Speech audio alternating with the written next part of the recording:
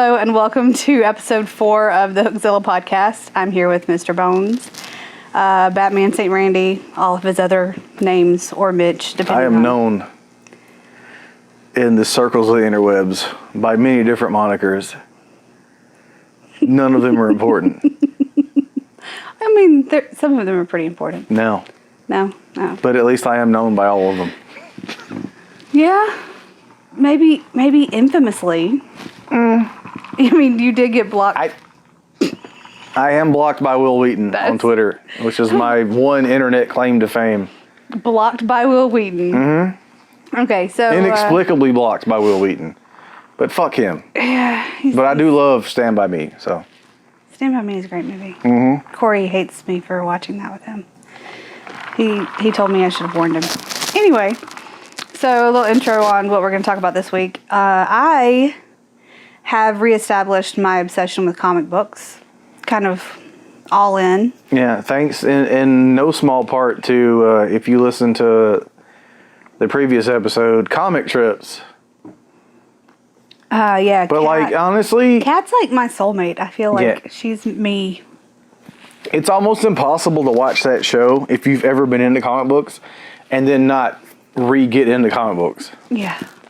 Because like just the hunt of them going to look for things had me going through mine and going, you know what? I really would like to complete this run, and I have a few of this and I want to finish it. And then you and I having conversations about stuff that having a decade almost of not really being around comics. Mm. You're telling me of all these different comics that I had no idea existed. Right. So I'm all in. And that's kind of like the exciting thing for me is because I've known you for most of my life, and I worked at a comic book store for, you know, like I've been reading comics since like I was 10 to 12. So basically for 30 years, give or take, like I've consistently read comics, and I keep up with current stuff. And having known you for as long as I have, and knowing your taste in things, while we're watching the show, and you're like, and I'm like, I'm consistently reminded that you were out of comics. Yeah. For a while. And like, so what is that? All I can think about is like, you would love this. Yeah. And so, like, that's kind of been, like, a fun thing for me, because this is my 3rd or 4th time binging comic trips. But me realizing that in the time period that you were out of it, how many amazing things were out and that I have. And even though my shit is in disarray, being like, you never read Fables, and you would fucking love Fables, and you never read Why the Last Man, and you would love Why the Last Man, and you didn't read Saga, and you would love Saga, because they're all amazing, and they're like directly in your wheelhouse of things that you love. Right, and that's kind of how this whole comic obsession started. Obsession isn't a word, I just made it up. Just with watching them and going into stuff I already owned. And then we got DC Online, which, dude, it's super cheap. Why, of all people on the planet? I know. So we should have had this. Yeah. When it launched. Well, so part of that is that I had other avenues that weren't necessarily legal to watch the content that was the video content, and then the other selling point. So it's original content, which I had not necessarily legal avenues to view. Right. And then it's archived video content of the films and the animated series and this and that, which I own physical copies of most of. Right. And then it's digital comics. which I have no interest in. So that's why I didn't do it. That said, since we signed up for it, we've gotten into the Harley Quinn show. Yeah. Which it took me a couple episodes. It took the first episode. I was like, I don't like this because it's super like thank you Deadpool, but it's an animated version of a superhero that's R-rated, and I was not prepared for that. And so, like within the first 3 minutes, she's shooting bazookas at people and screaming the word "fuck." Yeah, and I'm like, this is just Deadpool, and I fucking hate Deadpool. But the writing is so good, like it made a little more sense for her. She's already insane. Like her potty mouth bothers me less. Okay, but to that I would say she was always insane, and she didn't sound like premiered in the vastly superior Bruce Timm Batman the Animated Series, and before she was a comic book character, she was a cartoon character. And that's the Harley that I fell in love with, and that's the Harley that I want. I don't want necessarily this... animated series, everything is the greatest everything. Like, I'm so... I know I'm in the minority, but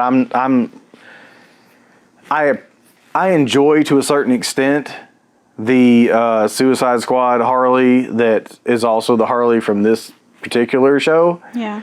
Because I'm okay with them ratcheting up the insanity part of it, because she's fucking nuts, obviously. Right. It's a little more like she's crazy because of manipulation. It's a weird thing. So like it's an effective abuse. So what they don't get into in the OG Batman animated series is kind of how she went from being Harleen Quinzel, the psychiatrist, to Harley Quinn, the nuts psycho kind of girlfriend of the Joker. Right. And what new Harley, I say new Harley, like Suicide Squad Harley, like Harley Birds of Prey Harley with the booty shorts and the halter tops and then the multicolored hair, and then not the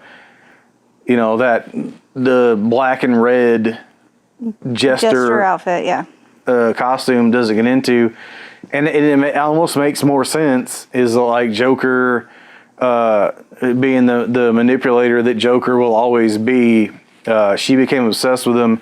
He threw her into the same chemicals that turned him kind of into what he is. That's kind of I think that's kind of the narrative. Yeah.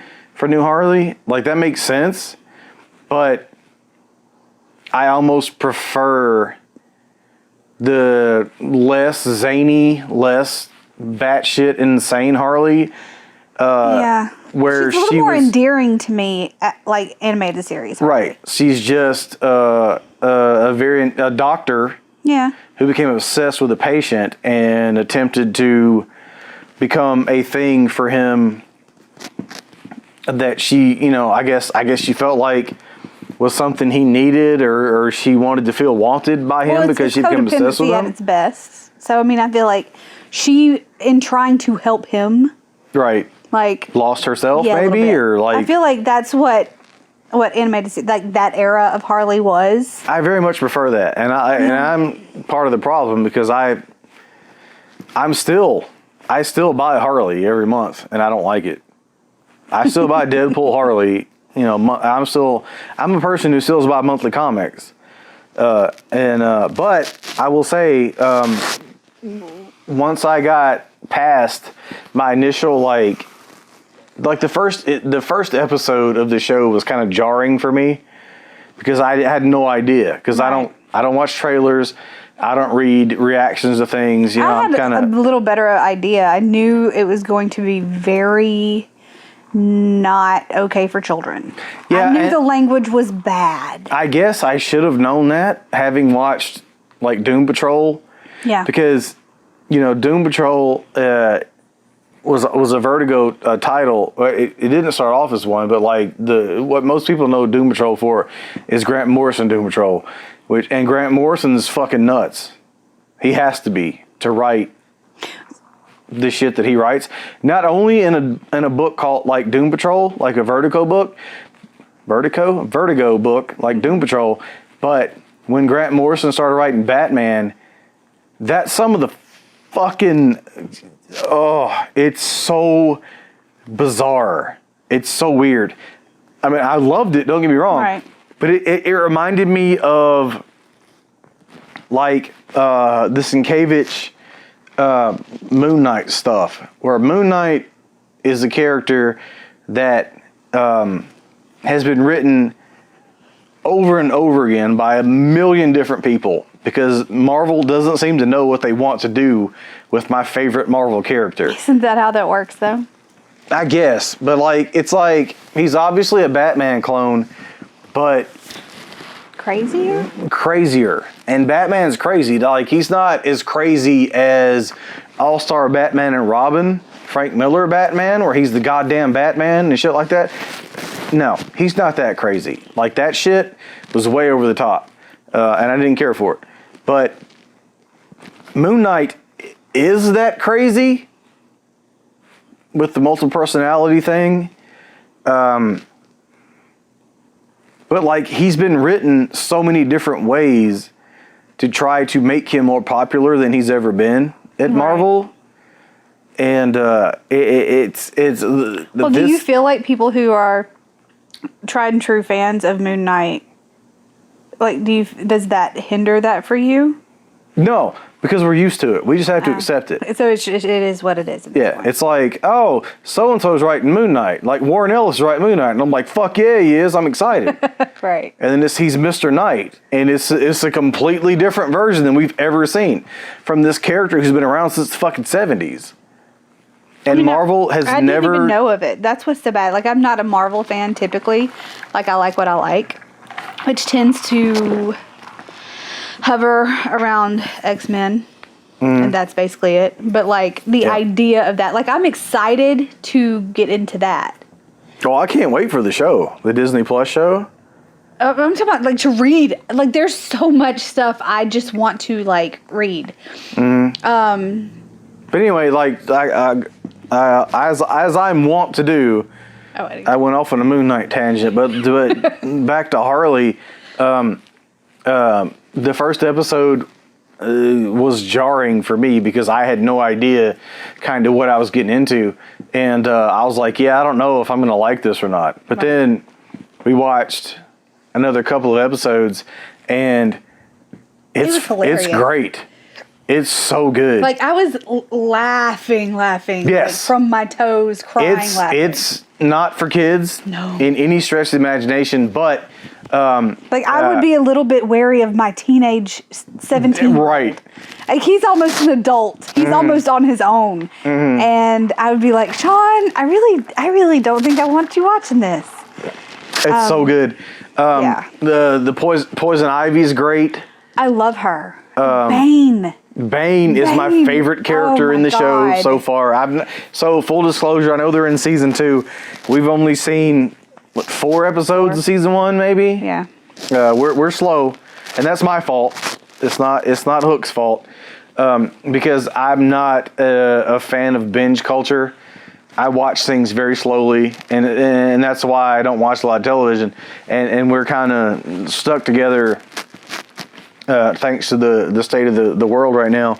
So she's kind of at the mercy of my viewing habits. I could watch whatever I wanted to. Sure, but I'm just saying, like, we tend to... You'll wait to watch things with me. Yeah. And so you're kind of... I feel like you would do the same, though. You're not going to go watch it ahead of me. You suffer my non-binge personality. Yeah, but I just use that to watch things I know you hate. That's fine.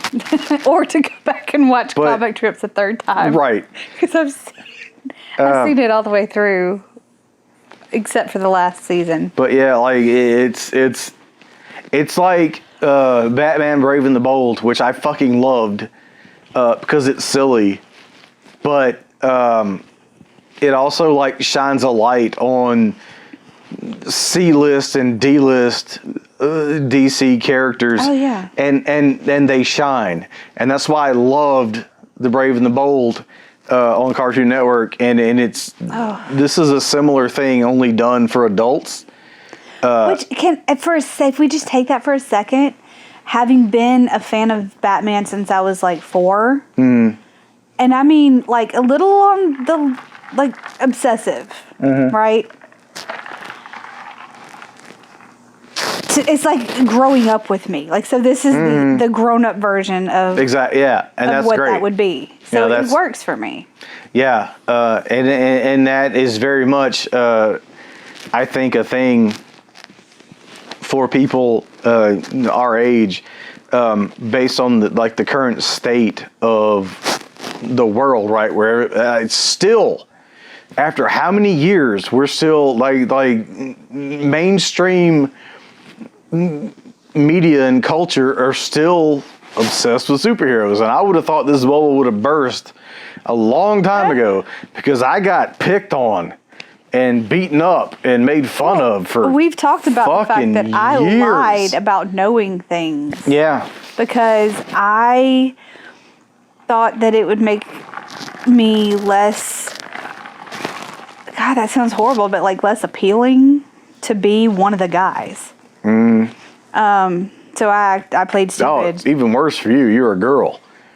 Like, it made sense for me because I was a fat kid who was obsessed with comic books. So that kind of checks out, right? But like, I mean, I read books in general. I just read a lot when I was a kid. So like, I read comics as well.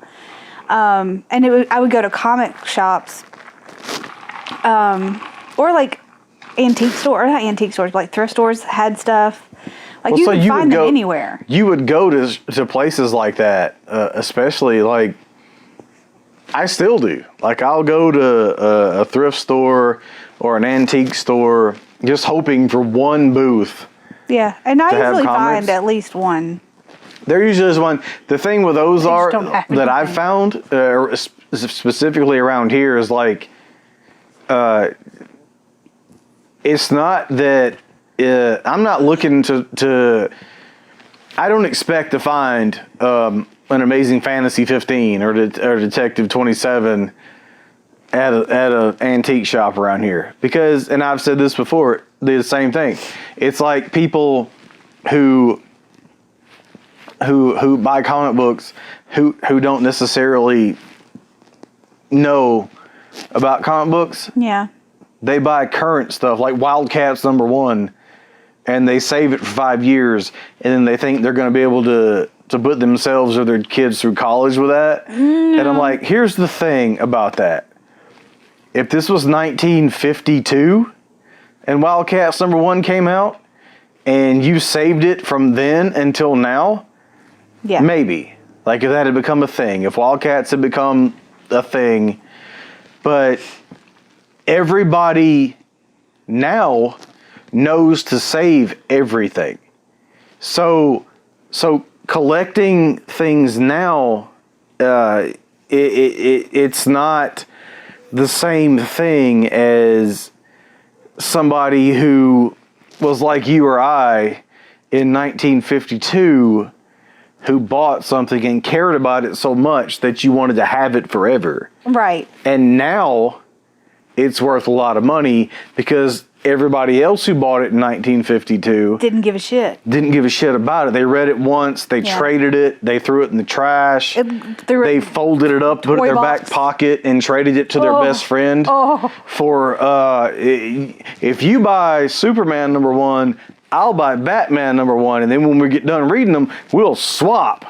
And then once we're both read it, we'll just throw it away. And that was the way it was designed to work. Yeah. And so the people like you and I who would have been alive back then, I'd have been like, hey, I got Superman #1, did you? And you'd be like, yeah. And I'm like, great, let's talk about it. Right. And I'm like, and next week, let's get Batman #1, and we can talk about that. But the idea of me buying one of those and you buying the other one and us trading them, fuck you. I'm not giving you my Superman #1. Are you fucking stupid? You better buy your own. Like, no, I'm not. Well, and it's so shocking to me because we were talking about the last time I was buying comics on a regular basis was the Snyder run. Yeah. Detective. And oh my God. That is... Black Mirror is the best detective run today. Of... So, like, I knew 880 was worth some money because of the cover. Mm-hmm. That whole run is worth some money. Yeah. And I'm like, it's also probably, it's my favorite. So, like, it's amazing. So, Black Mirror is... But I had no idea. Is... That it was worth money. Like, Snyder wrote Batman for a very long time, started with the New 52. And then Tom King took over with Rebirth. Black Mirror was what, 6 issues? Maybe 6, 8 issues? 6 or 8, yeah. Black Mirror is the greatest Batman story that Scott Snyder ever wrote. And it happened at the end of the current, like, before DC decided to be like Marvel and reboot every 2 fucking years. Yeah. The last 6 to 8 issues of Detective were the best issues of Detective that had been published, God, for probably almost a decade. Well, and just going through my stuff and looking at them and remembering what it was like when I read that book. Mm-hmm. And, like, looking at the cover and how the art, those books are so beautiful. Mm-hmm. Like... the most beautiful. See, this is what we're going to talk about. I'm not getting into it. So this episode kind of changed course. Yeah. As of you watching comic trips and getting re-obsessed. Getting back into comics and collecting comics and things like that. But, like, originally we were going to talk about our favorite Batman artist. And oh yeah. Yeah, Jock. God. Is probably my number one for current. Oh, no doubt. Current art, not just Batman artists, but artists in general. He's amazing. Yeah, he. So I saw him. I signed up for The Losers from Vertigo because Andy Diggle was writing it. Had no idea who Jock was, and it's so good. God. What a fucking comic book this is. So if you've seen the Losers movie with Negan and Captain America and... with Jeffrey Dean Morgan. Yeah. And, oh God, what is his name? Chris Evans. Yeah. So Negan and Captain America, and you didn't realize it, that's a motherfucking comic book movie. And it's fucking great. And you know what else it is? It's very faithful to the source material. So that amazing scene where Chris Evans is pretending to be a bike messenger. Oh yeah. And he's getting into the elevator singing Journey. And you're like, this is the best thing I've ever seen. Guess what? That's from a fucking comic book. Every bit of it. And then he's pretending to be the IT guy, and he's saying, I got telekinetic powers. So good. And he's shooting guys with his fingers, and the sniper, Pooch, is in the building, Cougar, sorry, not Pooch. Yeah. Cougar is in the building across the way with the sniper rifle. Every bit of that is from Andy Diggle, and that's in a comic book. It's great. Pooch, by the way, we were talking about last night. I was trying to remember the characters. Idris Elba. That's Pooch. Cougar is the sniper. And I thought he was Rogue.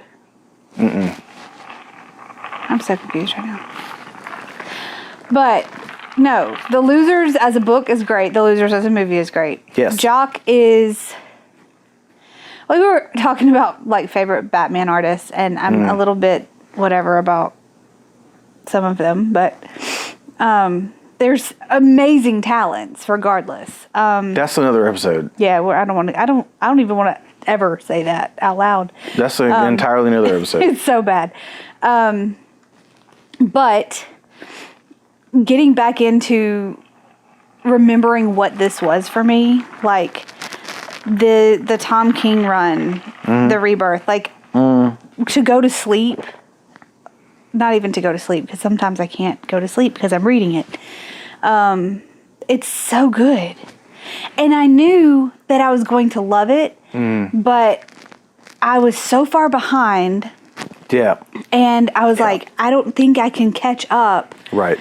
And then we got the DC Online, and I can read it on my phone in the bed. Yeah, Instead of going and looking in the boxes. That's a thing. Like having worked at a comic book store for 15 or so years, that was the thing that I would get a lot when people would come into the store and be like, something, especially with like Marvel movies and like the movies and everything. So many people would come in whenever a movie would come out, and they'd be like, I used to read and I saw the movie, and they want to get back into it. And I was like, all I wanted to do was help. And I'd be like, what did you used to read? And they'd tell me, and I'd be like, oh, okay, well, if it's something that I knew about, I'd be like, well, this happened, and this happened, and this happened. This is where you can pick up from, and you're good. Because... Well, I mean, okay, so when I got the Black Mirror run, I had the issue before that started. But then I got a pull list because you were working at the store then. And I did several other comics Nightwing, too. I remember specifically. Of course, Nightwing, Batgirl, Batman, and then Detective. I think that was all of them. I think so. Yeah.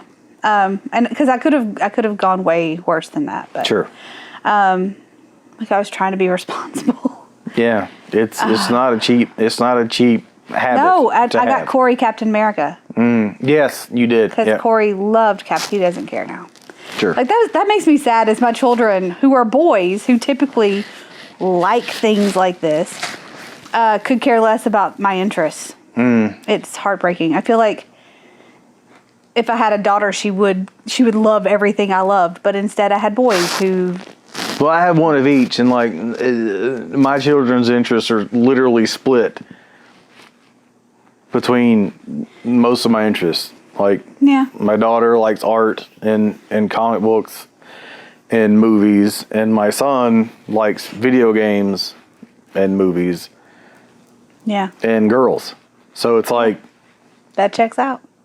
They're like, so far at least, thankfully, nothing like their mother. Neither one of them. One of them looks like their mother. One of them looks like me. But like, as far as their interest into things, those are your children. It's funny. like Katie, she loves to do art, and she likes comics, and she really likes the movies that she likes. She likes more of the comedy stuff, and like she's watched Heavyweights like 1 billion times. Oh wow. She loves Angus. Stuff like that. Oh, so my son also enjoys that, but they treat, I say my house, it's their house, this is home, but they also have rooms in their mother's house, and when they come here, they kind of treat my house like Blockbuster, and my son will take things like Pacific Rim or Godzilla consistently. He got Pacific Rim not even that long ago. Right. So the things that he watches a lot is like kaiju, and he likes the ghost, the horror kind of stuff. Yeah. That Katie likes to an extent. Like, she likes shit like Goosebumps and Monster Squad and stuff like that. Jacob is more into... Jacob has a broader spectrum for movies. But regardless... They're my kids, but like me, my interest split in half. See, Sean plays video games, but it's mostly, he doesn't play anything online, so he doesn't play Destiny at all. He plays a lot of Skyrim, a lot of Fallout, a lot of something else that I could care less about that I can't think of. Like, just boring. Well, you got him Doom. Yeah, I did. He likes that. Outer Worlds. Yeah, he played that. And just stuff I don't care about. Corey binge watches The Office. Yes. Which I do I'm enjoy. familiar. Just not on the level he does. He's watched or that I do. through. Yeah, no, y'all both have me beat on The Office. But I do like it. He's watched it like almost 24 times. I've been watching The Office damn near daily for 5 years at least. Well, yeah, he likes to watch people cook, which is something we have in common because I like food. And he likes to sit and watch movies with me.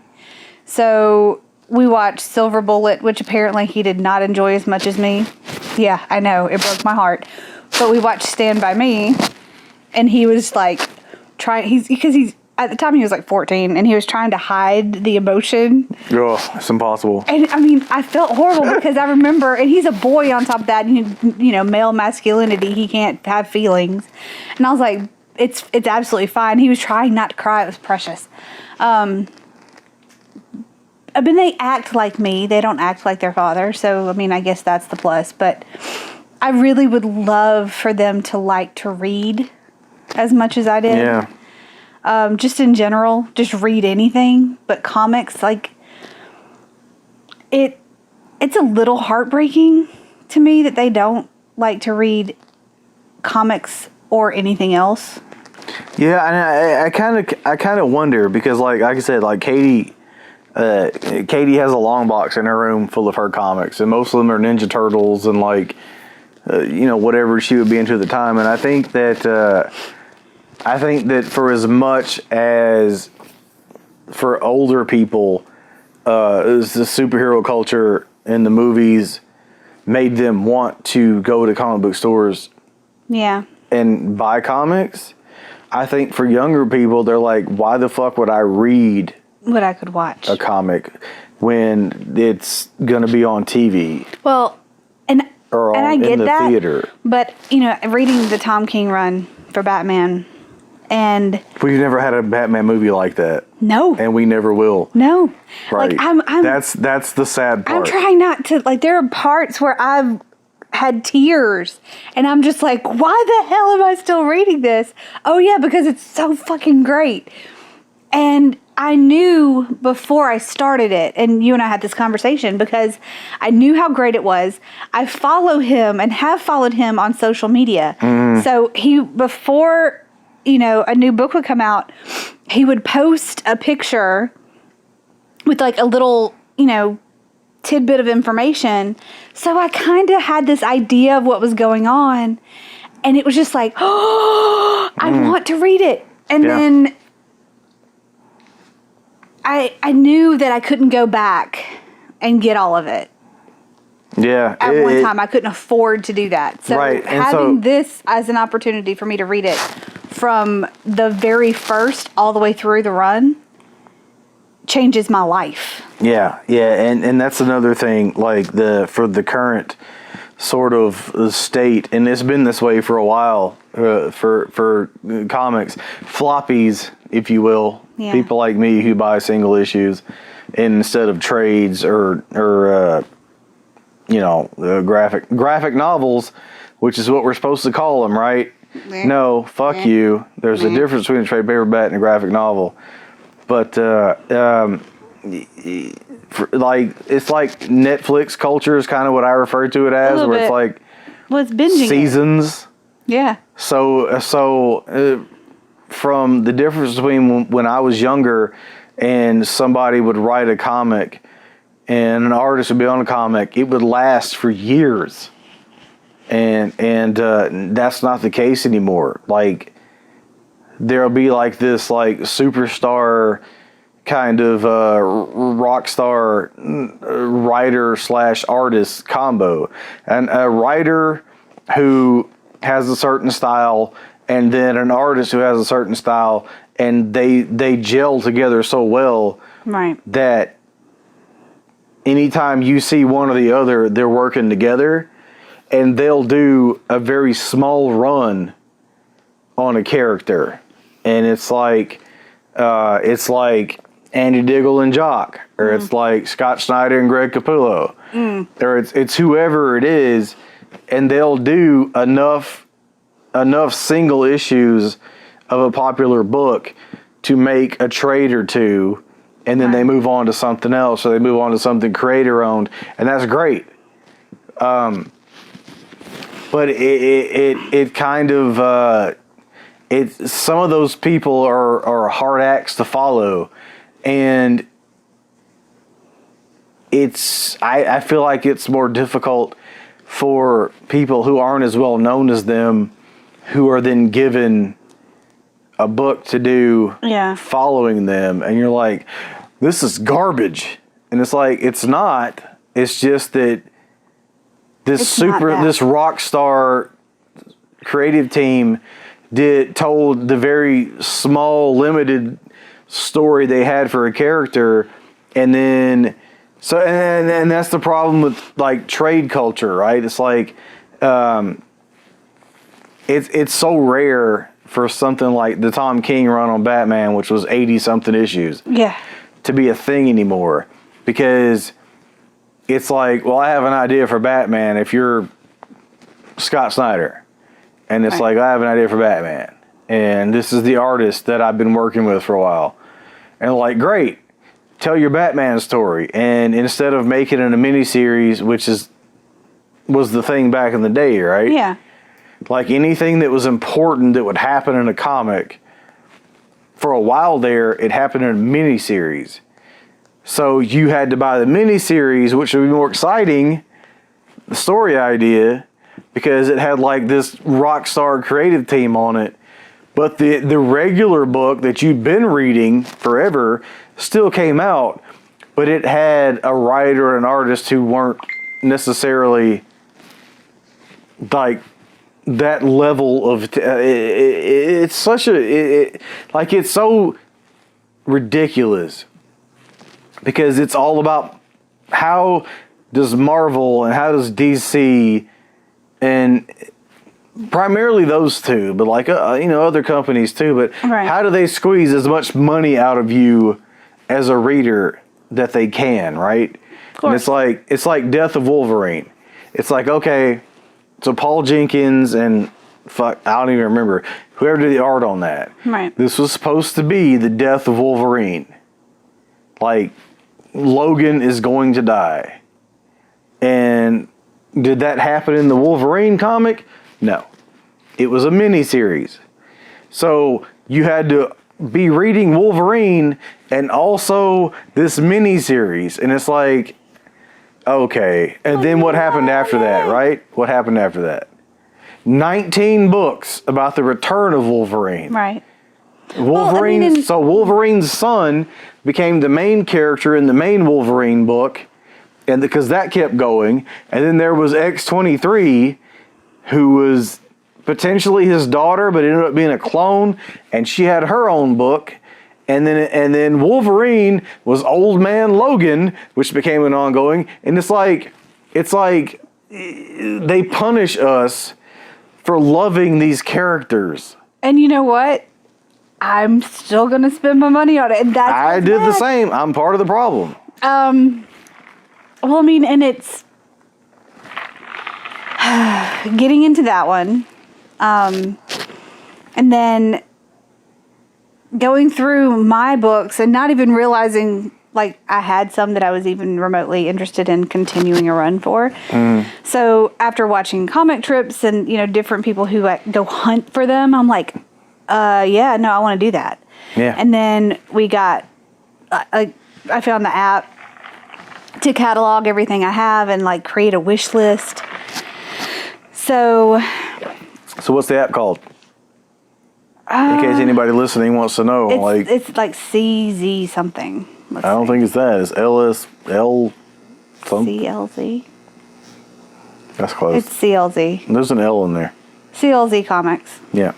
It's like $1.50 a month, I think, to keep up with it. But $15 for a year. Yeah, it's totally worth it for me. Because especially with what I'm about to start doing, because we were talking about, well, it started when I was reading the Tom King Batman. And there's some stuff with Swamp Thing that I really had never been exposed to. Him as a character. And he's super, like, in my wheelhouse as far as his whole life mantra and how he's green. And I just love Swamp Thing. So that took me on a Swamp Thing tangent, and then we had to start the series on DC Online, on the app, on the TV. And then we talked about like the new 52 run, and you have those. Yes. So because you have those, I am going back to volume 1, and I'm going to start Swamp Thing from there. Yeah. Yeah. So. And I don't have. I can't like do it. All of that, and I'm excited for that too. I know that Swamp Thing, the most well-known Swamp Thing stuff is the Alan Moore stuff, right? And that's where the money kind of comes in. I still don't think it's super expensive, but well, I mean, and I feel like, you know, for something that I want, and I do a little at a time, like, you know, to drop $20 on a book. Yeah. I'm not the most inclined to spend money on things for myself a lot. So but that's also the kind of thing that some issues may cost that, but for the abundance of it, yeah, they're like dollar books. We can spend $20 and get several books at a time. Well, I mean, and so I did that with. I went to a local store here that's run by a friend of ours. Who?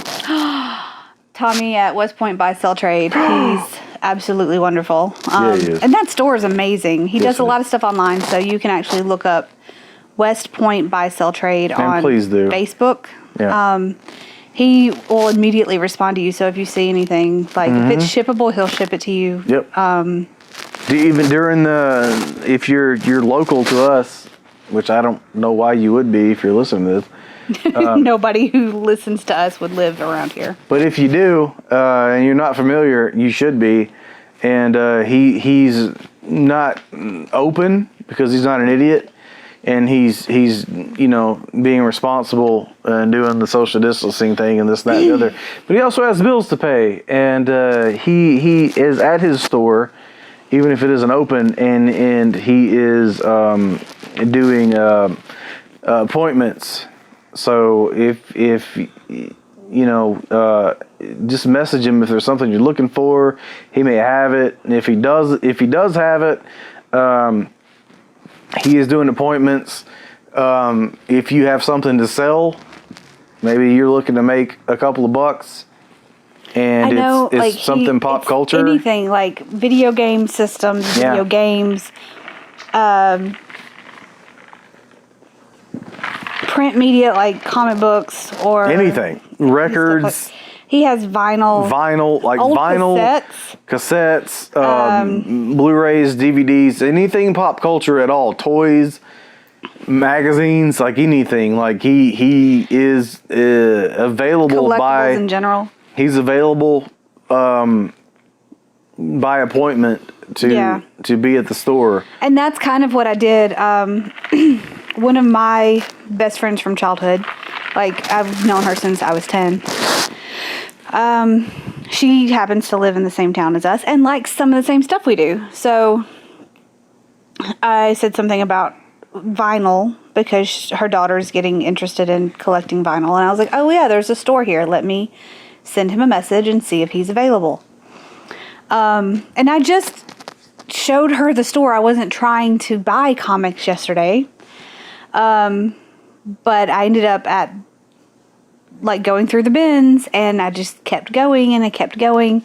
And I knew that some of the stuff I had accumulated was going to be a little heftier than I anticipated, like when I didn't have any intent on buying anything. But I was like, it's a Flashpoint #1, and it's the red variant. And I was like, I kind of want it. The first appearance of Cable from the New Mutants, I kind of wanted it. A Gambit #1. Obviously, I wanted that. First Gambit miniseries with a gold embossed cover because everything had to be embossed at some point back in the late 90s and mid to late 90s. Like 96, 97. Like there's several books, and then there's a couple of chunks out of series that you told me about. And I kind of went a little crazy. But because it's him and he's so great at doing what's right for the customer, like he's not trying to hold on to stuff. Nope. He's trying to run a business, and he gave me such an excellent deal.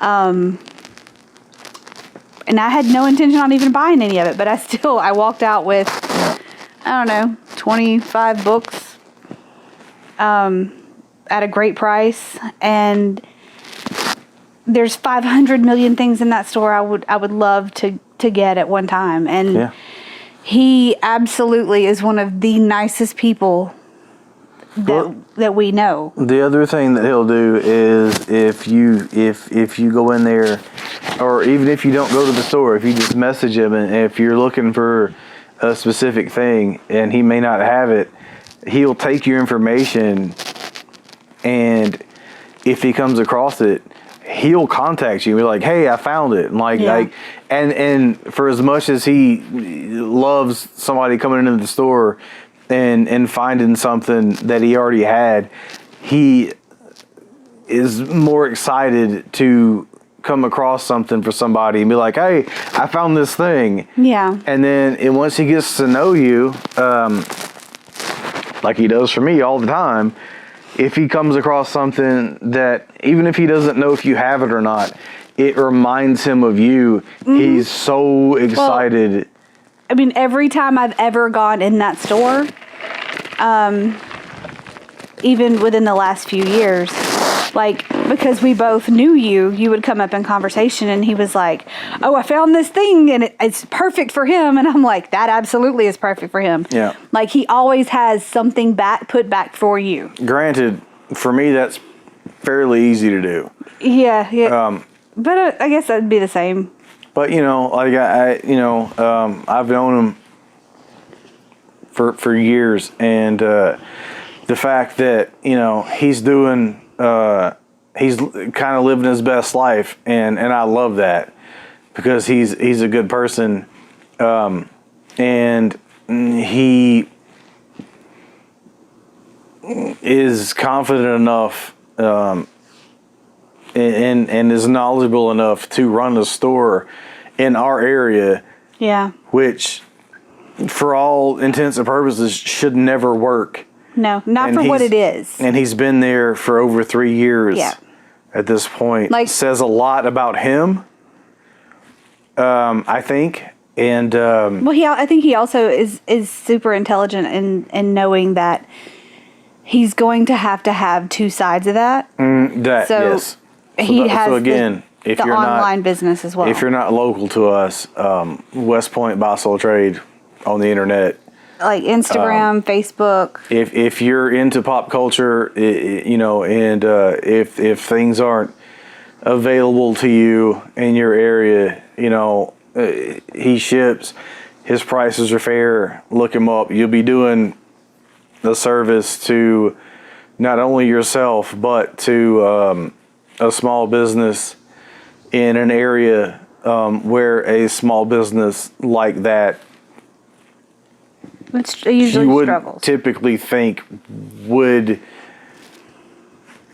be able to make it. And the fact that he's been here for 3 years speaks to how good he is at what he does, how fair he is about what he does, and just he is such a likable person that Oh yeah. even if you go in there and you don't necessarily find something that you can't live without, you want to give him money. Like, that's what's so bad is I've gone in there just to like at closing time, because I always would be in downtown West Point going to get dinner or something. There are a couple of restaurants right there. And either before our table was ready or whatever, you go in that store, and that's how I ended up finding it in the first place. And yeah, because you didn't know him before. Yeah. And so we were going to Johnny's for pizza, and there was a line, and so I was like, well, bump this, I'll go and check out this little store that I saw stuff in the window. And I didn't even want to go eat. Yeah. And then he and I got to talking, and he's into the same stuff. Like, he loves Misfits like I do. Mm-hmm. And, like, he's one of us. Yeah. In a place where you and I are the only two people I know like us here. Yeah, yeah. And I don't want to get too personal, but just for an example is to the character and what an amazing person Tommy is. I took my kids in there one day, and he had started selling some of his concert shirts and stuff like that. And so my son, which is weird because he's not a metalhead, but it's like that kind of thing where it's like kind of a thing for like hip hop people and like to buy these metal shirts. Well, I mean, Jacob and wear them. And I had a conversation about this specific band. He actually likes them a lot. Yeah, but he didn't know who they were before he bought that shirt. He made me buy that shirt from Tommy. Yeah. But then when my son's birthday rolled around, Tommy actually knew it was my son's birthday. And if you know Tommy at all, you will understand what a huge deal this is. But for my son's birthday, he gave him his the Danzig live CD. When Mother became like the biggest thing in the world? Yeah. I can't remember the name of the album, which sucks. It has a Simon Bisley cover. I know that. I know I can't think of it off the top of my head. He gave the copy that he went when it came out to the mall and bought with his own money, and for Tommy to give away something Danzig or Misfits related, it's insane. Because he and I've talked about stuff like we've gotten signed and how he's friends with Michael Graves. Like, right. I met Michael Graves and got stuff signed. He's like, yeah, well, I got his phone number. What the? Are you kidding me? Right. But for him to give that to him. The fact that he gifted that to my son for his birthday is like. But that's exactly who he is. That's who he is. That is 100% who Tommy is. Just going in there and seeing the Misfit stuff and sparking a conversation. Mm-hmm. And then realizing I was there for 2 hours. Mm-hmm. And I was supposed to be, and he was closed. Yeah. Like, that's what's so bad is that too, right? You go in 10 minutes before he closes, and then you're talking for 2 hours because he's that great of a person. Yep. And because there's so much gold in that store. Yep. That I can go through, comic boxes or go through the albums or go through video games or movies or regular books, whatever it is. I could do that for hours. Yep. And he would let me. I do. Frequently. He would just be like, yeah, it's cool, whatever. And I'm like, it's 9 o'clock at night. He's the reason that I got to play a Neo Geo in my life. Right? Like, it's one of those things. So, and I even told him, I'm looking for Generation X because that's another run I'm going to start working on. He was like, I got it. Like, yep. You don't find places like that around here. Never. Never around here. And I know people who own comic stores or, stores that are similar to his, but they're further away. Right. But to have something that is literally in the backyard that has all of the stuff and he's constantly looking for more stuff for customers that are regulars. Mm-hmm. Like, please check this out. Like, he's so good to his regulars. Like, not just me. Yeah. Because I've known him for a while, but there's a guy who's in the military who anytime he's home, he goes to West and he spends a lot of money anytime he's home and he goes to see Tommy. But it's like he posted a picture one night because they're next to a pizza joint. Johnny's, yeah. And he's like Tommy took him after the guy bought his stuff, his vinyl and everything else. Tommy took the money and then they went and had pizza next door with that money. Like, that's the kind of person he is. It's so funny because he is insanely generous. Like, when I say he hooked me up with these comics, like, I wanted to call him and be like, I need to bring you more money. Right. Like, you and I had this conversation because... I don't let him hook me up. All he wants to do is give me the hookup, and I won't let him. It hurt me so bad. And I know that, like, some of this stuff might have sat there for years. Yep. But if it had sold eventually, he could have sold it for way more than he sold it to me for. And that's all I kept thinking. Like, the level of hookup I got. So, like... if you have a place or, you know, check him out. But if there's somebody, like, that has back issues and, you know, you're searching for stuff, make sure you go there first. Like... oh, my God. Especially now. Like, the mom and pop places. Like, we keep harping on this. They need that. We keep harping on this and these podcasts that we're doing.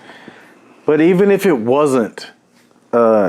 even if the world weren't in the state that it's in, those stores are completely reliant on new customers, but more importantly, repeat customers. Right. So, you know, if you're buying comic books and you're a person who only reads trades, you know, the collected editions, and you order them on Amazon, just fucking stop. Yeah. There's probably somewhere around you where you can pre-order them. Oh, wow. And that's great. Speaking of Tommy, and they're going to give you a discount more than likely for ordering it through them. You may have to wait a week or two because that's how kind of comic stores work. They're able to pre-buy things from a distributor, but if you come in and you order something today, it's going to take a little bit to get there. But that's their livelihood, and you know, it's so much more important to know. And if you don't know if you have a local comic book store, that's an easy way to find out. Diamond, who is like kind of the lone distributor left of all this stuff, they have a part of their website, which is the local comic shop locator service, and you can go in there and you can put in your zip code, right? And it tells you. You can put. I think you can even pick how many miles, like within a radius. That you can look for a store in. Please do that instead of being a lazy ass and just ordering shit on Amazon.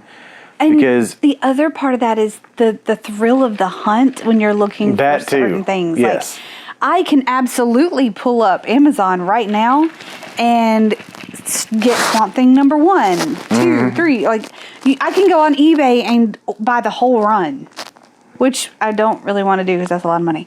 But sure. I could. Right. I don't want to get any of them offline. And it's... And as far as buying trades, like, I have trades, but a lot of those came from, like, thrift stores. Yeah. And, like, places like Tommy's. So, I mean, the biggest thing is, like, think about the small places. Yeah, so, absolutely, small businesses first. Like... yeah. Amazon's got money. They don't need exactly. They don't need more of your money. Amazon needs more money, and I understand the convenience, but if you're at all interested or into the idea of there being a place for you to go on Saturday, like you worked all week, yeah, and all you've thought about is like, oh, I heard about this new comic, or oh, I heard about this new thing, or hey, I just want to get the fuck out of the house. I want to see what's out there. Right. Consider that, you know, maybe it costs a little more, and I don't even say a lot, a little more. But that's because somebody who is passionate about the same things as you're passionate about has to pay rent. Right. And has to keep lights on. And has to... you're paying for the experience of going and doing that, too. Yes. they have to have stock for you to walk into their store and drool over. Right. And none of that's free. No. So while it's easy to order something on Amazon and it show up at your house 10 to 14 days later, there's nothing that compares to the feeling of walking into a store in your town that day and finding something that... Like, of all things, a Gambit #1, like, we just talked about, like, I'm not the hugest Marvel fan, but I love... But you are the hugest X fan. Yes. If you do like Marvel. That's all I care about, but I really care about that. And I don't know why. I was a girl growing up in the 90s, and the cartoon was a thing, and I really... Gambit and really Rogue. loved Gambit and Rogue. Yep. Like, I wanted to be Rogue, which I am a little bit resentful of now because my hair is going gray in the streaks. I'm not a fan of that, but otherwise, I still love Rogue. Right, but you grew up kind of here where I did in small town Alabama. For as long as you've been alive, where have you ever been able to walk into a store that you didn't have to drive miles to and walk out with that? Never. Never. And that's exactly what I say about Tommy's store. Like, growing up in our hometown, like, I couldn't have done that, period, because there was nothing. Right. Like, maybe going to Auburn or... LaGrange. But you had to leave the state to do that. LaGrange has nothing. No, they had... But my first comic book store... They did have a comic store. ...was Steve's. And that's when I didn't even know... There's still one in Noonan, and Heroes is a great place, too. And it's locally owned. Like, it's but I'm saying, not a huge thing, but... I could throw a rock and hit Tommy's store from this place. Yeah, I mean, it's... And that's never been an option for me. I'm a lazy human being, and I would comfortably walk there from here. Right, exactly. So, like, the fact that I went in there and found, like, a Gambit, like, the gold letters with the black... Like, that was, like, goosebumps for me. And, you know, my best friend Danielle was with me, and she was just like, I don't know why you're really excited, but I'm so excited for you. Like, she... You know, I'm telling her about all these things that I got and what a great deal he gave me and how I was so angry that he wouldn't take more money. I wanted to give him more money. But she was so excited for me that she wants to go, like, buy stuff from him. And we were talking about that after the fact, and she was just like, you know, I didn't even realize all the stuff he had, and she's going to take her youngest daughter in there to see the vinyl and stuff. Like, if you have a gem like that you actually have access to, please utilize it, especially if they're doing online shopping. Yep. If you are just looking for something and you don't know if somebody's going to have it, ask. Like, I know Tommy... I always feel like he's going to get tired of me messaging him, like, do you have X, Y, or Z? He has a record player built into a table, and it's beautiful, and I've had my eye on it for a while. I sent him a message the other day asking if he still had it, and he's like, yep, still have it. Yeah. He doesn't care. Like, that's his livelihood. It's only going to benefit you if you're listening to this, and if you're not here, there may be somebody where you are. It's only ever going to benefit you to create a rapport with that person, because once they know what you're into and what you're looking for, it's like having a personal shopper. I know for you, exactly. Like he is always like, I got this for Mitch. Yep. And I'm just like, that is perfect. No, I'm gonna go look in here. Yeah, like I'm sort of passive aggressively going for a complete, maybe not complete. But I would like to have a fairly sizable North American Dreamcast collection. And while that would be easy enough to do, were I to just buy shit on the internet every time I got a paycheck, it's not fun. It's so much more fun to wait until West Point Basel Trade has Dreamcast stuff, or I stumble across Dreamcast stuff if I'm out of town and there's a vintage video game store that I've never been in, and I go in there and they have a Dreamcast game that I don't have. That's so much more rewarding to me than just ordering shit on the internet. Because while I am a collector, and this is even more kind of prominent with comic books, I'm a collector almost second, because I'm a reader first. Like, the things that I'm into, I'm into them not because I want them to sit on my shelf so I can show them to people, or it's a monetary thing. It's I loved this thing before, or I love this thing now, and I'm interested in the older kind of iterations over the parts of it. I want to experience it, you know, the way that people back then got to. It's not that I want... it's not greediness. Or it's not that I want Amazing Fantasy 15 just because I want to say I own Amazing Fantasy 15. It's because I would genuinely like to read the first appearance of Spider-Man. Right. And I would read it, and then I would, yes, put it in a bag and board and probably never open it again.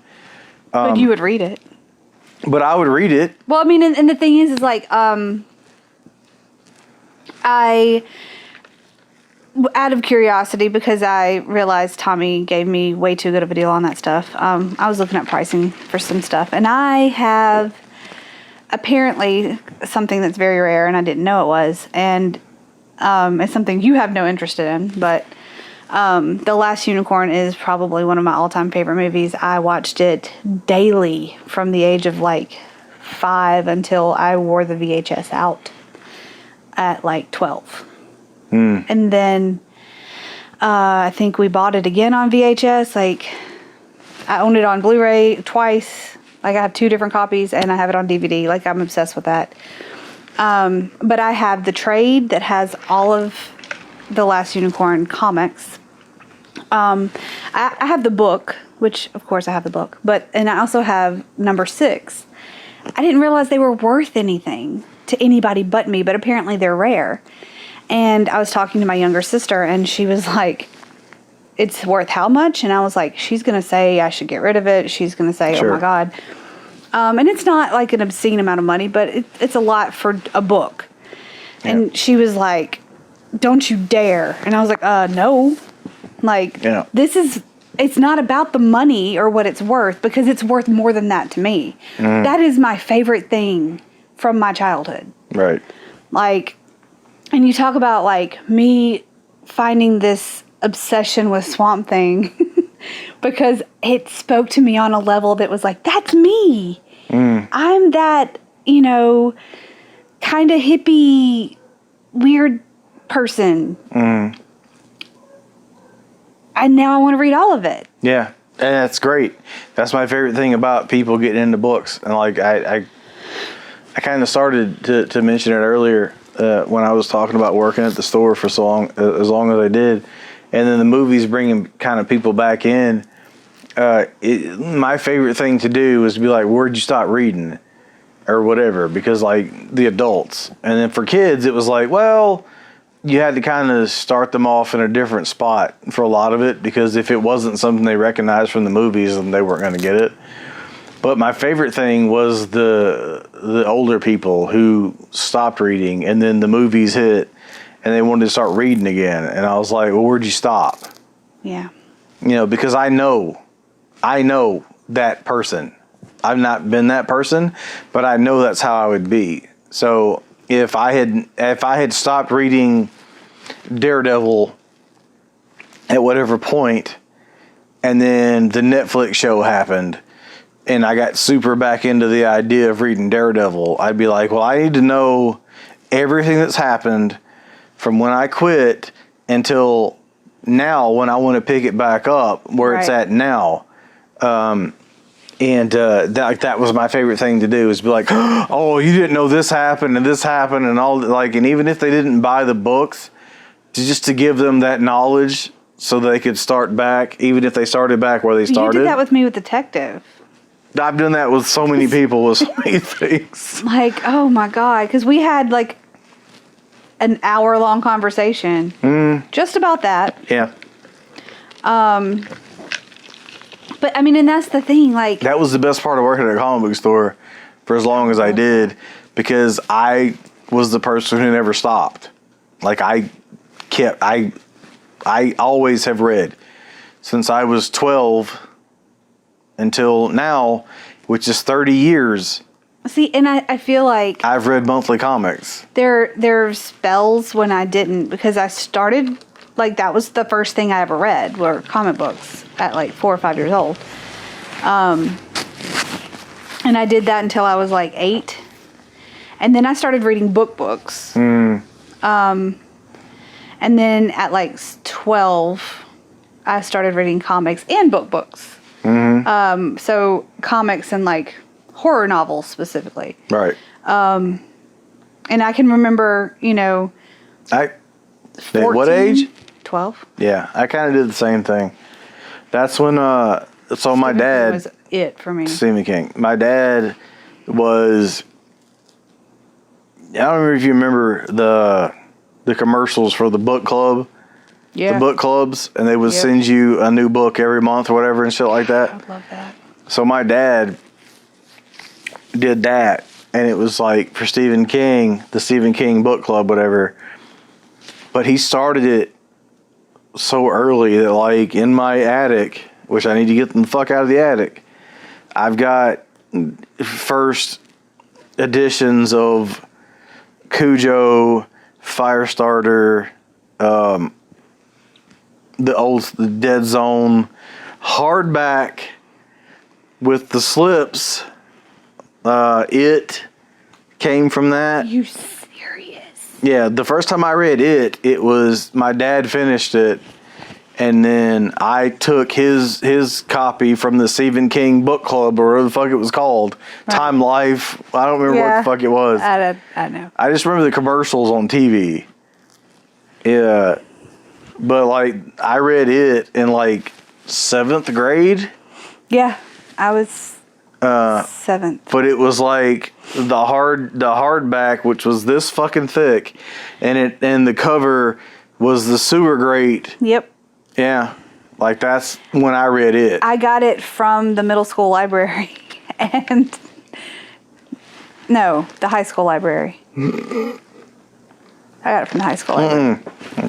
Don't you dare take that away from me. What? I want it to have been in the middle school library. I don't think it was. Damn it. I think it was the high school library. See, you just like, you built me up and then tore me down. Why? In one and a half sentences, because I was so excited that you read it in the middle school library, and you're like, no, it was high school. I was in the middle school, but I went to the high school library because it was down the street. Nerd. That's not. And also the regular library was down the street. I hung out there a lot. The Penny L. Bradshaw? Yes, I was all about that place. So was I. Although I had to hang out there every day after school for an hour until my mom got off work. So for an hour and a half. We didn't ride a bus. There were no buses. No. But I could walk home from there. So I couldn't. So I got a ride to the library. We walked to the library and then waited till mom got off work. And like mom got off work so late that like me and my brother were like the last 2 kids that were still there almost every day. Like the librarian was like, what time did she get off? Like she's like settle down. I got kicked out of that place too. It's fine. Settle down. She'll be here. Oh, and that, like, I remember buying Stephen King novels when they had the $1 book sale. Mm-hmm. That's how I got Rose Madder. Oh. It's that same copy of Rose Madder that I have now. So this was a super weird kind of. This doesn't matter. Nobody's going to care to hear this, but sure they do. We're interesting-ish. No, I'm the least interesting person on earth. No. But there was a sale at the library, and so the town I grew up in is the town that my dad also grew up in, and so stands to reason the library in that town was the same library my dad went to when he was young. And they had a book sale, I'll never forget. And I bought everything that was like Civil War related, World War II related, like anything that. So for me, the interest was the art on the cover or inside the books. Yeah. That's always been the thing for me. And they had all these like super cool like books with these like amazing paintings, either cover paintings or like interior art, things like that. And it never occurred to me at all that they were old. I liked the art, and they were like $1.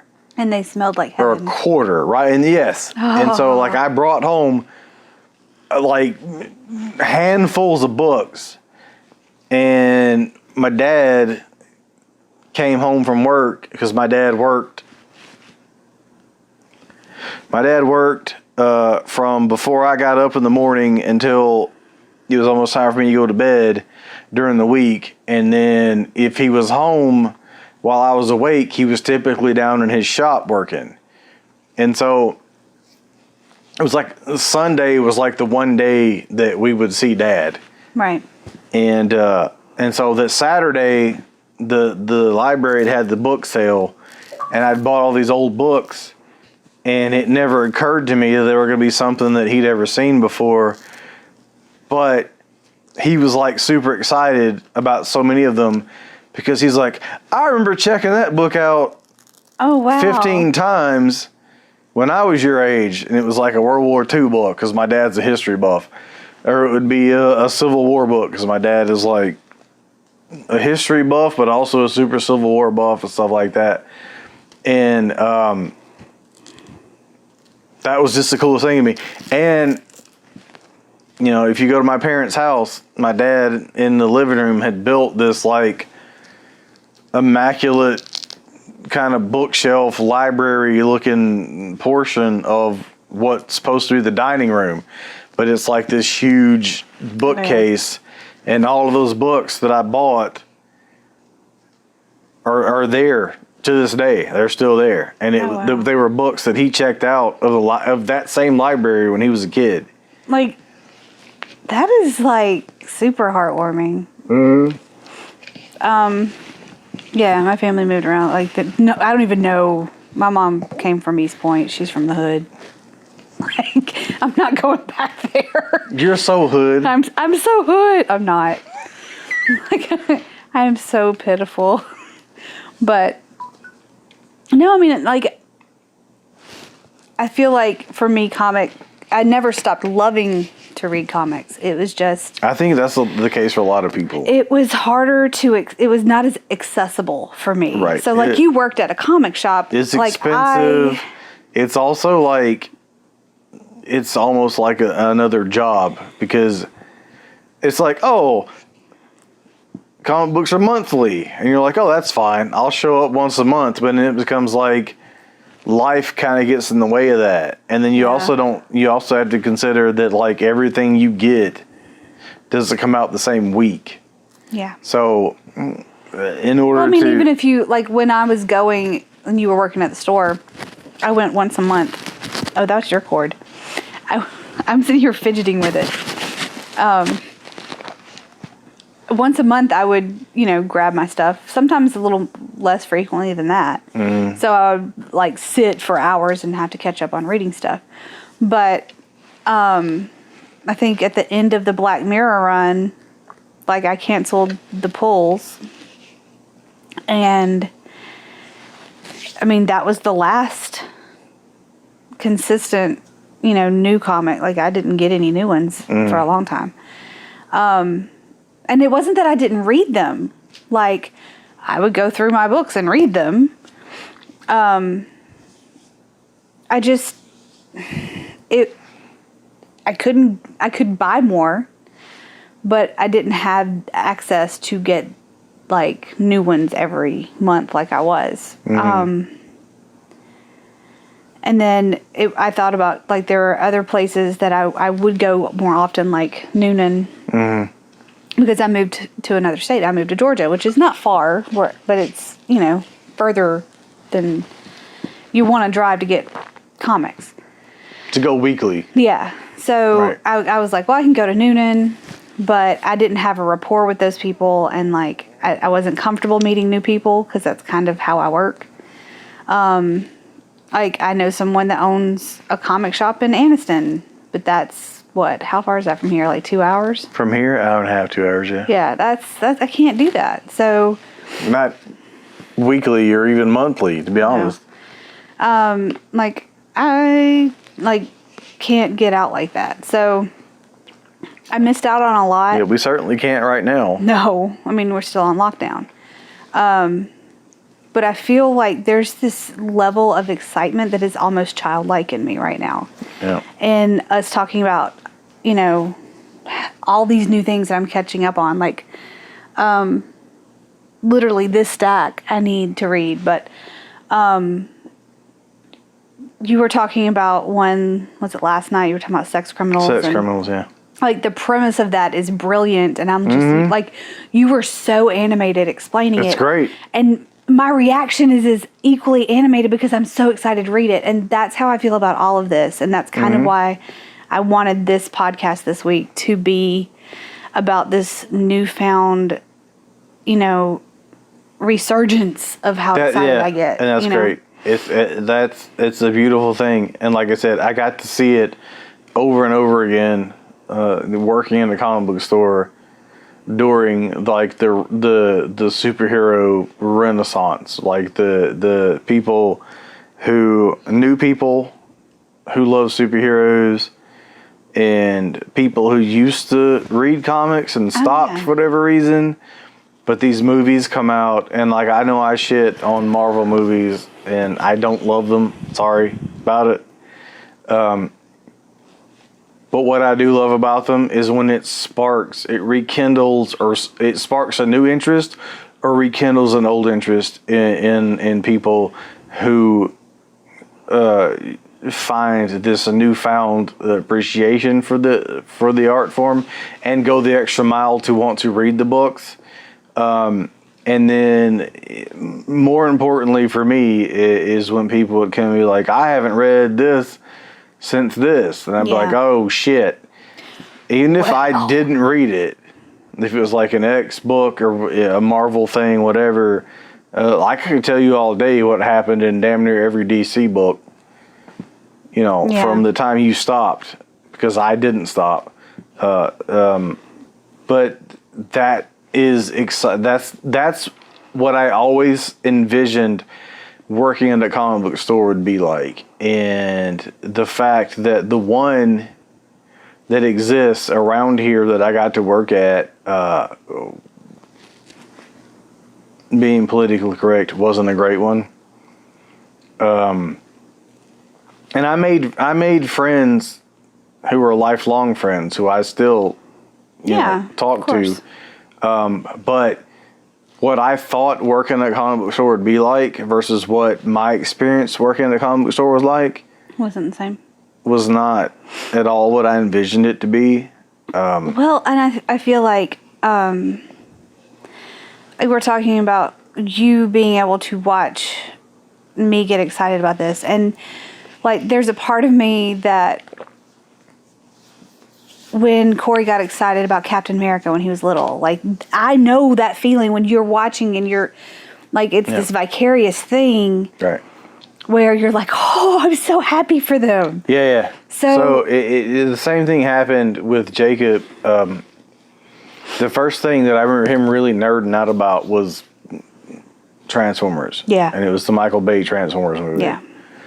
And for Katie's always nerded out about everything. Yeah. So Katie, she's again, so much like me, it's not even funny. Well, like she's very much like me. Like well, that makes sense then. She nerds out over lots of things, like I said, versus where Jacob will hone in on one or two specific things and go all in on it. And then both of those are me. But yeah, the first thing that I remember Jacob getting super nerdy into was the first Bayformers movie, the first one. Yeah. Because he was the perfect age for that too. Sure, but he went, and I think a lot of kids did. He was 100% into Bumblebee. We had 2 Bumblebee helmets in my house, and I think I played with them more than the boys. Like I was like, but look, son, Optimus Prime, and he's like, Bumblebee. They don't care. And I'm like, fuck.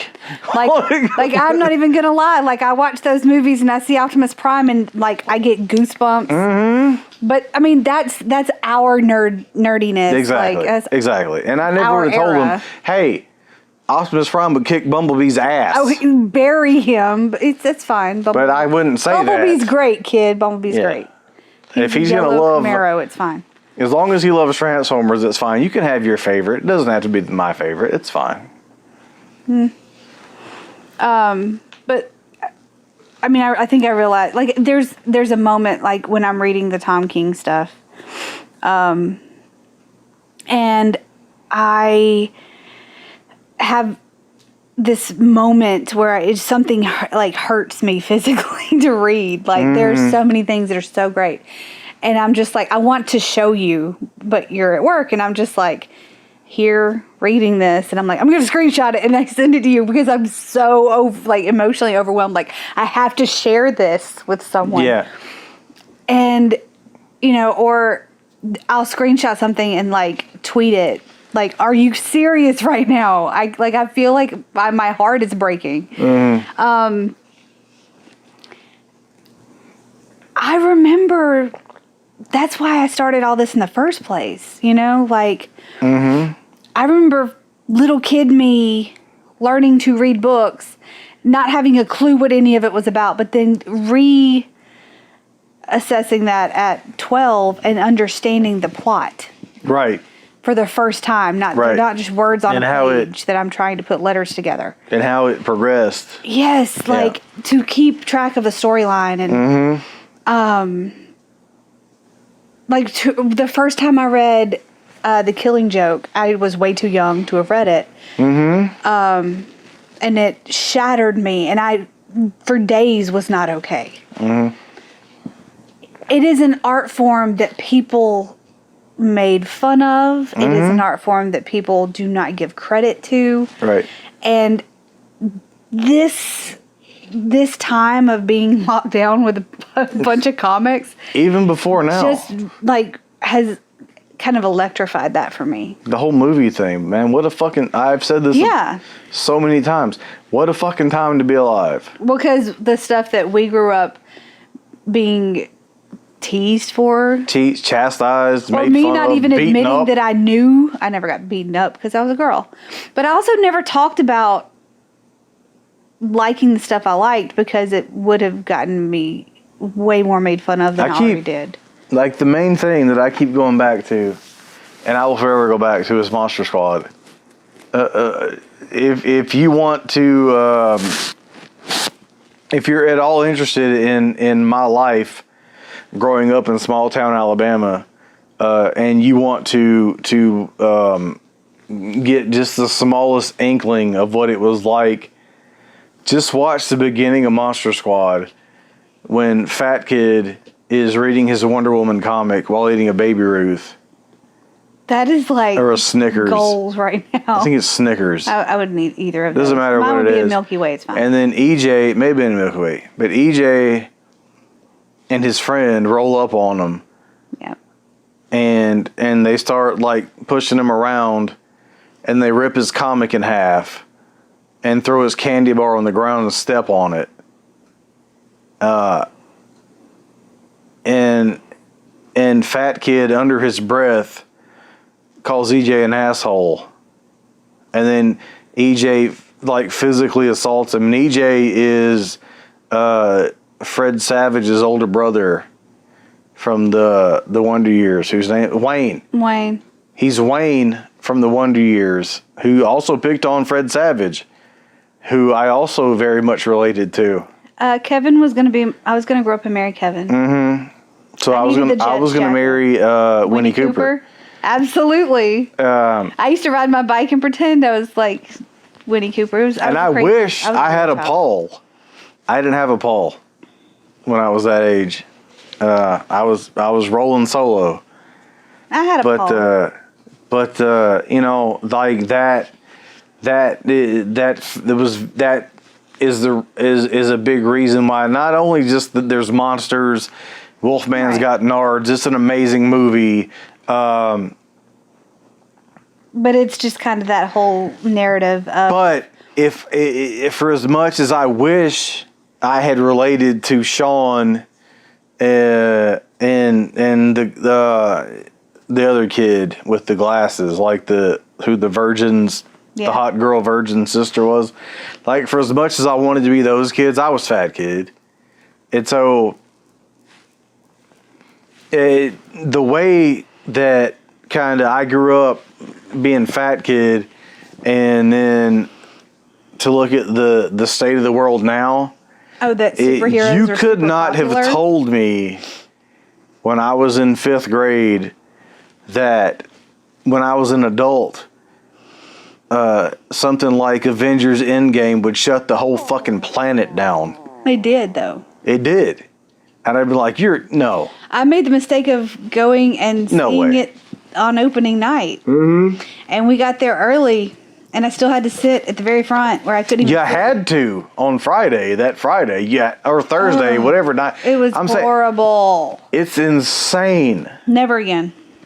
I will never go opening night to a Marvel movie. And I don't even like Marvel movies. And I was like, I appreciate the fact that Avengers Endgame stopped the whole fucking planet. Well, the fact that it is what it is, and for the first time in our lifetime, it's cool. Mm-hmm.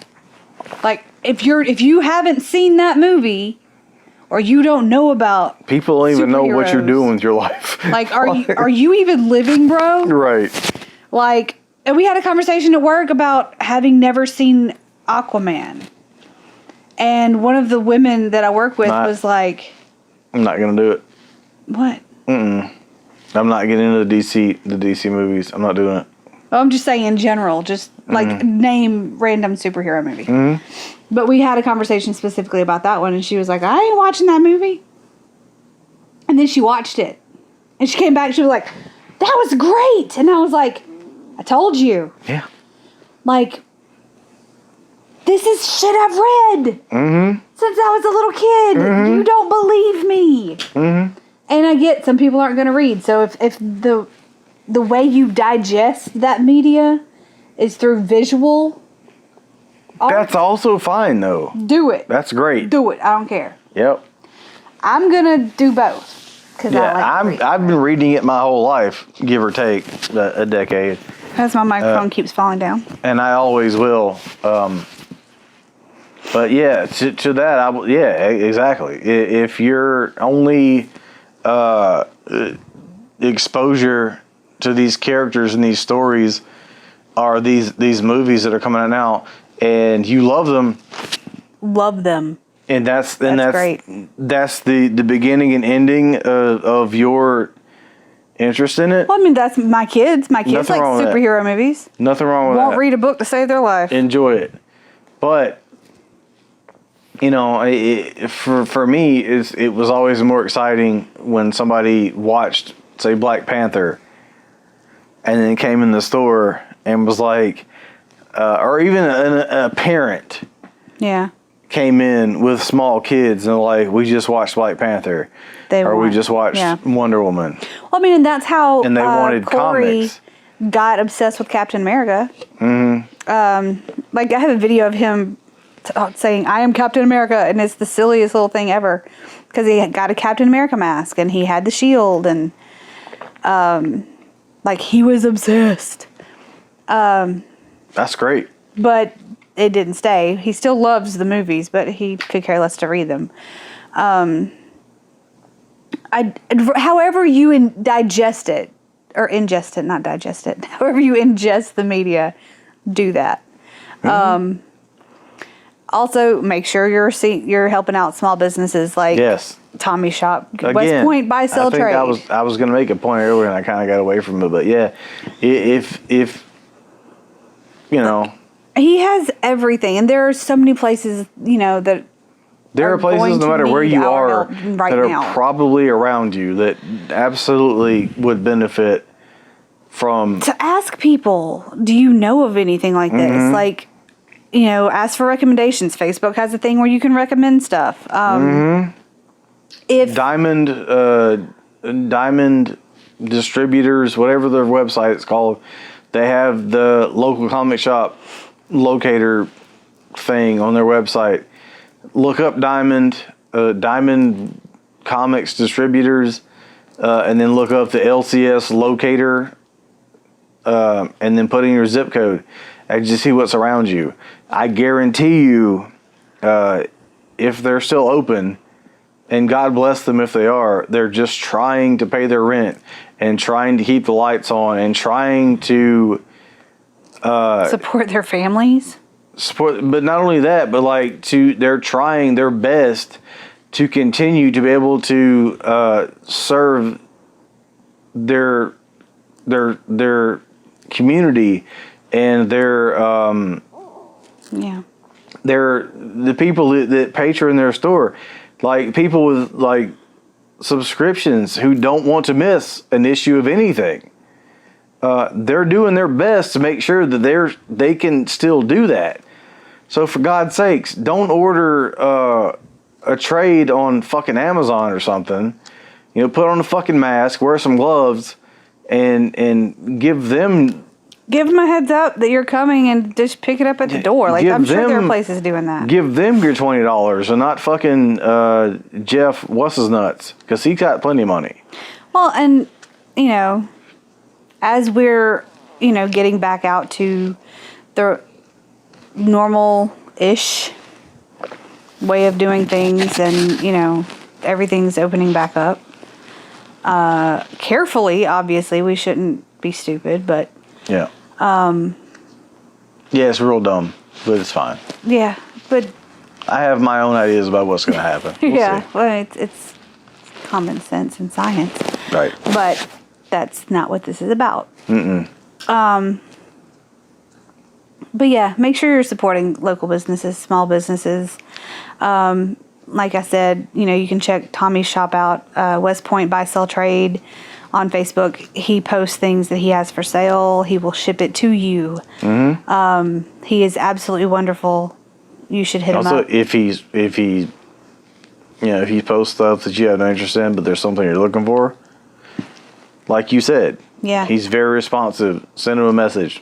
Ask if he has it. If he doesn't, he will go out of his way to find it. And that's what's crazy.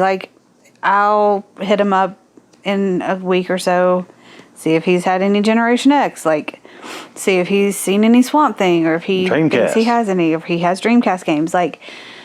Small businesses are going to be crucial, because I don't like going to Walmart in the first place. I sure as hell don't want to go there now. So, fuck Walmart.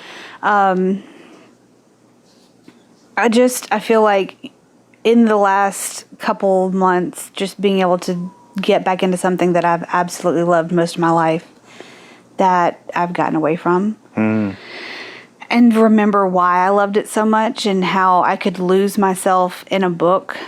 And it started when I read Deceased.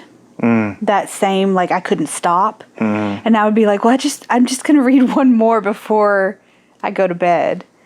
I miss that. And so now's the time, if you have a hobby, or reading or doing something that you have not been able to do, now's the time to jump on that. So along with supporting local small businesses. And so how great is it for you getting back into comics to have a place nearby that you go to and buy comics from? It's insane. To just hit him up and be like, hey, can I make an appointment? Are you going to be there at this time? Can I come in? And walk out with 20, so many books. And books that I wanted so badly and I got such a great deal on, and like just being so excited to read them. Like, that's huge. Mm-hmm. And not only is like it's significant, it's like a big thing as far as like, you know, because you could decide tomorrow to be into anything and there not be anywhere around you to go to, but the convenience of you getting back into comics and there being a place in the town you live in to go to help with that. Yeah. Like, that's awesome. And like, it's super awesome. Right. And it's like, these are the places that are in the most danger right now. And that sucks. Yeah. It really does. It really does. So, no matter where you are, like if you're listening to this, and no matter what you're into, whether it's comics or pop culture or fucking pottery or whatever, there's a place for you. Whatever it is, there's probably somebody who's, you know, sucking down a fucking package of ramen tonight because that's, you know, that was their sole source of income, was to run the store because they love something the way that you do. And you know, if you're able to do literally anything, you know, comfortably. I'm not saying spend bill money on comics, but I'm just saying, you know, if you're like for me, you know, I've not only have I not missed work, I've done more work, and so I'm able to pay my bills. Just consider, you know, that maybe somebody isn't able to do that. And, you know, especially if they're trying to make a living, you know, doing something they love that you also love, and you've patronized their store or whatever before, and you know, you're like, well, they're closed, whatever. No, like that person still got to pay bills. Has to pay bills. That person has to pay rent. That person still has a life. And while maybe you're essential, whatever the fuck that means, and you're still getting a check, and maybe they're not. So even if, you know, even if it's a gift card or it's whatever, or just PayPal them fucking $20, man. Like, this sucks for everybody, and but it really sucks for people who, you know, have small businesses or who have a dream, and they're doing their best to live their dream. You know, there's the gratitude that you'll get back. You know, I mean, that's how relationships are built, and exactly. That's why also like we have what we have with Tommy specifically, but like that's why that relationship exists. It's also very important, right? Because this shit isn't going to last forever, and it's going to be. I know for us, like, it's going to be real shitty if the only thing that we have to do on a Saturday is fucking walk around Walmart. I'm not going to do that. I'm not either. Like, I have no interest I will in that. do what I need to do. Exactly. So, like, because, you know, I'm not gonna walk into Walmart this Saturday and walk out with a Dreamcast game. No. And I think that I'm not gonna walk into Walmart and walk out with Generation X or any comic. No. And so it's great to go to Walmart and buy like fucking Liquid Plumber or something. But you know what's even better is to, if I need Liquid Plumber, stop by Walmart, buy that. But then, hey, I'm already out. Let's go look at comics. Let's go to Tommy's and look at comics, exactly. or see if he has a Dreamcast game or a PS2 game. You know, like that's so much more important to me than you know. Yeah. So, I mean, I think that's kind of been the focus. Like, for me, it's comics, and I'm sure for other people it'll be different things. But whatever you love, especially if it's something that you've gotten back into during the crazy that we're in right now, like, whatever it is that you love, go ahead and, like, find the places that are local. Like, help out the local people first. I mean, before you buy on the internet, see absolutely. even if it costs $1 or $2 more. Like, I've been not like there's nowhere to like go out to eat because you can't go out to eat. But there are mom and pop restaurants that are in this area that I order food from once a week because I can. I could cook. I love to cook. Absolutely love it. But I try to think about what I could do, and I always tip them $5, and I'm going to pick up the food, but in my head they're working during this and they're making food and it's chaos, and I'm going to do that. So think of those places first.